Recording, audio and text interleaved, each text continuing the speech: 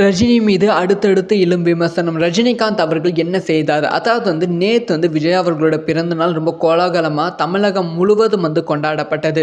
விஜய் அவர்களுக்கு முன்னாள் முதலமைச்சர்லேருந்து பிரதமர் வரைக்கும் விஷ் பண்ணியிருந்தாங்க. முக்கியமாக கர்நாடகா முதலமைச்சர், கேரளா முதலமைச்சர், வெஸ்ட் பெங்கால்லேருந்துலாம் விஜய் அவர்களுக்கு விஷஸ் வந்து கொண்டு இருந்தது. ஆனால் தமிழகத்தில் ஒரு முக்கியமான ஒருத்தர் கேட்ட விஷயம் வரல. இதுதான் பெரிய ஒரு பிரச்சனையாக விமர்சனமாக எழுந்திருக்கு.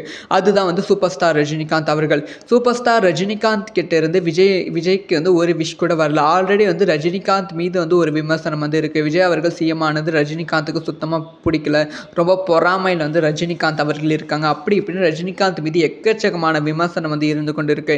இந்த சமயத்தில் விஜய் அவர்களோட பிறந்த நாளைக்கு ஒரு விஷ் கூட பண்ணல. எல்லாத்தோட பிறந்த நாள் எந்த சிஎம்மாக இருந்தாலும் உடனடியாக விஷ் பண்ணிடுவார் ரஜினிகாந்த். ஆனால் விஜய் அவர்களோட பிறந்த நாளைக்கு விஷ் பண்ணல ரஜினிகாந்த். இதனால் இன்னுமே விமர்சனம் அதிகமாகிட்டு இருக்கு.